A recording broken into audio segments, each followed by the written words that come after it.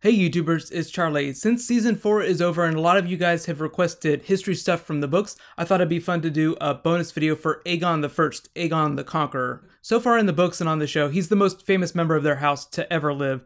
Daenerys is kind of polarizing in that, you either love her or you hate her character. Her destiny is still fairly unwritten, so it remains to be seen whether or not she's going to become the most famous person of their house. But if you're just finding me for the first time, I'm doing Game of Thrones bonus videos every week. Be sure to subscribe to get everything. A lot of times I'll pick topics based on things that you guys suggest, so feel free to suggest anything you guys want to learn more about in the comments. And I'm doing a special giveaway that I'll explain after I get done with the history video. So who is Aegon the First, and why is he so much more important than the other hundreds of Targaryens that followed him? Well, the answer is he's largely associated with the War of Conquest. That's a span of time when Aegon gave the Andal rulers of Westeros an ultimatum: bend the knee or you get the dragons. That's why he's known as Aegon the Conqueror. He conquered the 6 kingdoms of Westeros, didn't quite conquer Dorne, but they were brought in much later.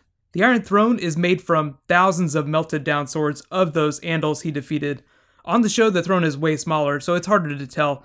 Originally, George R. R. Martin described it as being this big. It's so huge just because there's so many swords. It's not practical for television, which is why we see the smaller version. That's the Cliff's Notes, but recently George R. R. Martin has published a lot more backstory for the Targaryens around the time Aegon was alive. So starting off all the way in the beginning, 12 years before the Doom of Valyria, in around 114 BC, that's before Conquest, Aegon Targaryen, who was the head of the household at that time, moved everything of theirs to Dragonstone after one of his daughters, Daenerys, had a vision of the Doom. And whenever I say everything, he moved all their wealth, all the dragons, all the servants, like literally everything they had. If you've ever thought about events repeating themselves in A Song of Ice and Fire, the eastern continent around the Valyrian freehold was known as the lands of the long summer before the Doom. Right now on the show, the long summer is just now ending in Westeros. That's why you keep hearing winter is coming. It's a metaphor for the end of prosperity. But unlike the Targaryens, there are very few people fleeing Westeros right now. Dragonstone up to the Doom had been the westernmost outpost of the Valyrian freehold, and had served as a heavily defensible point where the Dragon Lords could control trade around Blackwater Bay. That's that area around King's Landing. But at this point, it became the permanent home of the Targaryens. So about 5 generations passed before Aegon the Conqueror was born. That was around about 100 years. His birth date is recorded as 27 BC, before Conquest, so he wasn't quite 30 before he began the war. He was the middle child. His older sister was named Visenya, and his younger sister was named Rhaenys. Even though it was customary to marry brother to sister in Old Valyria, Aegon supposedly also married his younger sister Rhaenys out of lust, and the older one out of responsibility. At the time of his birth, they only had 3 dragons. Whenever they fled from Valyria to Dragonstone, they had 5, but only Balerion the Black Dread survived. So far right now, none of the literature has explained why those other 4 dragons died, only that Balerion survived. In the years between their landing and Aegon's birth, 2 more dragons were hatched, Vhagar and Meraxes. Those were the dragons that his sisters rode. While he was growing up, Aegon visited Westeros a couple times. He didn't just land there whenever he was starting the war. He even had that massive table at Dragonstone constructed, the one with the topographical map of Westeros. That's probably one of the most famous non-magical antiques in the 7 Kingdoms, next to the Iron Throne itself. So the War of Conquest actually started because of another war that was going on. Argilac, the ruler in the Stormlands, wanted help defeating Harren the Black, who was actually ruling the area kind of around King's Landing in the north. In exchange for his help, he offered Aegon his daughter in marriage and a bunch of their land. But Aegon was already married to his 2 sisters, so he turned down the proposal and countered by offering his help in exchange for all the land, actually even more land, like a ton more land, and the marriage of Argilac's daughter to Aegon's childhood friend, Orys Baratheon. So now you kind of see where House Baratheon was born. They were elevated to lordship during the War of Conquest. They basically took over the Stormlands. After Argilac threw that proposal of Aegon's back in his face, he pulled the Reek thing wherever he sent pieces of Aegon's messenger back to him in a box. Aegon then decided to make war on all the Andal kings. That was basically the official start of the War of Conquest, or whenever he decided to make war on them. The way the calendars work on the show right now, BC before Conquest and AL after landing, refer to when he first landed, right here at the Black Rush, the place where he would eventually build King's Landing. That's generally regarded as the start date of the war. It took about 2 full years after that to completely subdue the 6 kingdoms, not including Dorne. So technically you could look at it as, there being 2 years between BC and AL. It's a little fuzzy. The kings that he defeated included Torrhen Stark, king in the north, Ronald Arryn, King of the Vale. His mother was actually regent for him, just like Cersei was regent for Joffrey because he was a really young boy. Harrenhal, King of the Iron Islands and the Riverlands. Loren Lannister, King of the Westerlands. Mern Gardner, King of the Reach. And Argilac Durendon, King of the Stormlands. So he didn't just, fly the dragons in right away and defeat everyone one by one. He actually sustained heavy losses, which is why the war took over 2 years. And even then, he still couldn't defeat the Martells and Dorne. By the end of the war, though, some of the kings had honorably bent the knee, like the Starks and the Arryns, and the rest were smashed or melted in battle.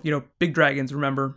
I can't remember if they mentioned it on the show, but the kings that actually bent the knee to Aegon did not get their swords melted down into the Iron Throne. So, there is no Stark sword in the Iron Throne. However, as of Season 4, Episode 1, Tywin Lannister melted down Ned Stark's Valyrian blade, Ice.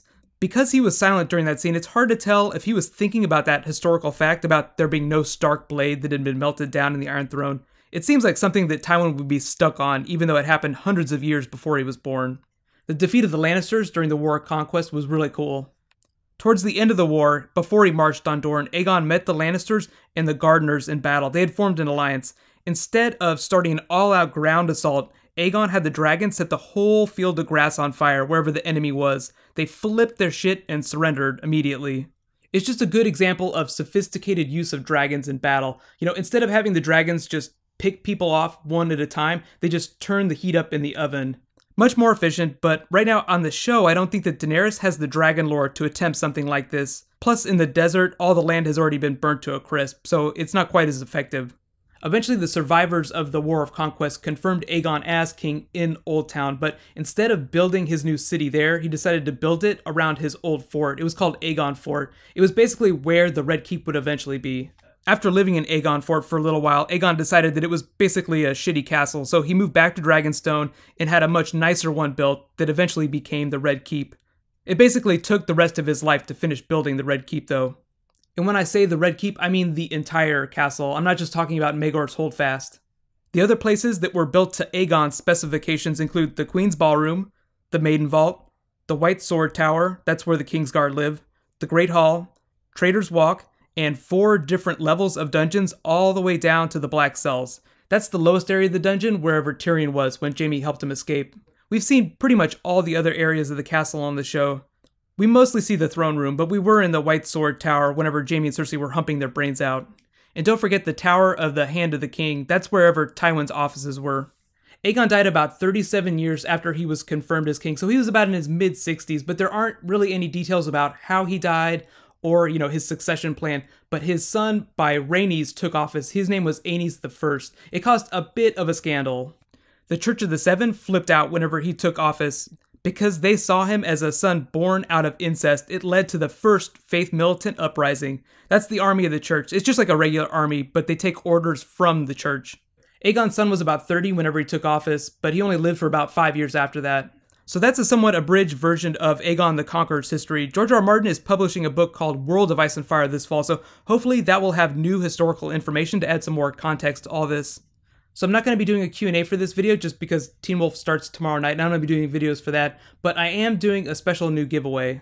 I'm going to be giving away copies of the books to one person per Game of Thrones video. I'll just be picking winners randomly from the comments. All you have to do to participate is be a subscriber and leave a comment on this video. So it's starting with this video right here. So all you have to do is just be a subscriber and leave a comment on this video. I'll announce a winner next week whenever I post my next Game of Thrones bonus video. So I'll just do this for like the next 6 or 7 weeks and see how it goes. And if it goes well and you guys like it, I'll just keep doing it. So the prize is just going to be your choice of one of the books, either Kindle edition or paperback. It's open to international people too, so no worries. So feel free to ask me any questions about Aegon the Conqueror or the contest. But right now, click here to get my top 10 moments from Season 4, and click here to learn about my Season 5 predictions. Thank you so much for watching. I'll see you guys tomorrow. High fives.